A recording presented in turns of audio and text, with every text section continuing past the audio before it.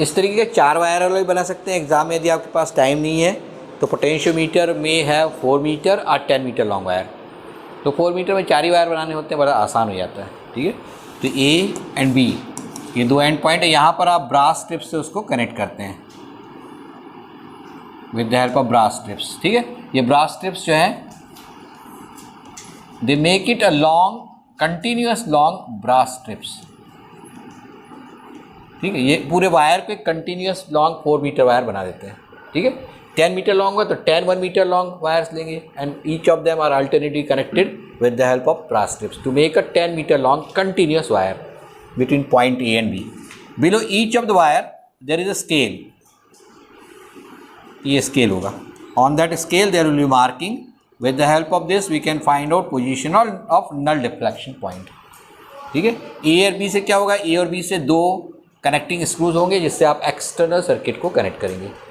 करते कैसे हैं, A और B को अब इतना लंबा नहीं दिखा के हम छोटा सा एक स्ट्रेट वायर A B से शो कर देते हैं। From point A always we take 2 connecting wires.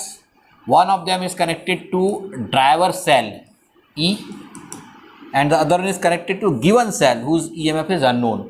Our object is to find out EMF of this cell, let it be E1. We connect it with the help of a galvanometer which in turn is connected to a jockey. This jockey we can slide over wire AB to find null deflection point. Other end of this negative end of E is connected to a rheostat. With the help of this we can change resistance, we can vary resistance to get different readings.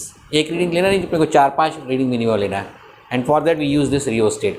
Rheostat is also called variable resistance. We also call it variable resistance. Rheostat उसका नाम है, RH से show करते हैं, अक्सर book में आपको सिर्फ RH से दिखेगा। ठीक है, this point where we obtain null deflection point. At this condition there is 0 deflection in the galvanometer. Let its length from point A be small l. तो remaining length कितनी लेंगे आप, L minus small l. L may be 4 metre और 10 metre. अभी अपन ने जैसे 4 metre वाला बनाया डायग्राम, पर कल मैंने जो बनाया था आपको वो 10 मीटर लॉन्ग था। ठीक है, तो इट में भी 4 मीटर और 10 metre depending on the length. ठीक है, तो ये इतना कल अपन ने बना लिया था, याद हो तो। अब इसका एक्सप्रेशन फाइंड आउट करना है। ठीक है, it is not based on Wheatstone bridge principle, not at all, it is only based on Kirchhoff's laws. ठीक है, बहुत इंपॉर्टेंट क्वेश्चन है क्योंकि कई बार आता है which one of the following is not based on Wheatstone-bridge. उसमें एक आपको स्लाइड वायर ब्रिज मिलेगा, एक पोस्ट ऑफिस बॉक्स मिलेगा, एक कैल्विन्स ब्रिज मिलेगा। ठीक, और चौथा ये मिलेगा पोटेंशियोमीटर। ठीक, अपन अक्सर धोखे ढाके में कैल्विन्स लगा के आते हैं कि हमने पढ़ा नहीं है और ऐसा लगता है कि ये सब व्हीटस्टोन वाली है। It is not based on Wheatstone bridge, it is based on Kirchhoff's laws only. ठीक है, तो इसका प्रिंसिपल जो है Kirchhoff's law है। तो कैसे अपन उसको इक्विवेलेंट सर्किट में चेंज करेंगे, थोड़ा देखें।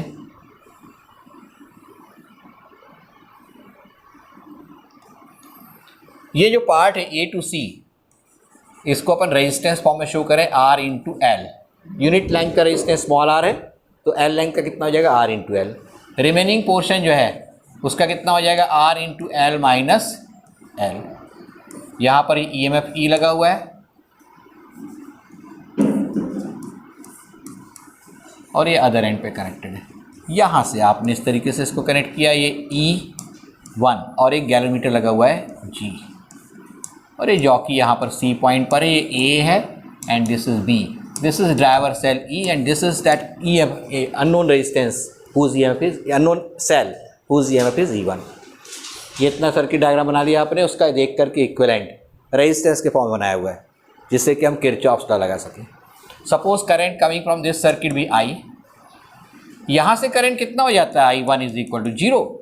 नल डिफ्लेक्शन कंडीशन जब होती है, no current is flowing through this galvanometer. हमने बताया था जितना गैलोमीटर में आएगा उतना जाएगा भी, बैटरी में जितना एंटर होगा उतना लीव भी करेगा। तो certainly current entering here is 0, so current leaving it will be also 0। तो इस पार्ट में जो करंट आएगा I और इधर से 0, तो I ही आएगा। ठीक, ये कंटिन्यूसली जाएगा, इधर I की वैल्यू कितनी है, 0 है, ये कंटिन्यूसली इसमें I करंट होगा। ठीक है, ध्यान से इसको बनाना जरूरी है क्योंकि अब इसके बाद किरचॉफ्स वोल्टेज लॉ लगेगा। तो पहले लगाएंगे using KVL in close loop ACBEA। Any problem, ACBEA। A to C कितना है, आई इंटू आर एल, इधर कितना है, I into R L minus L,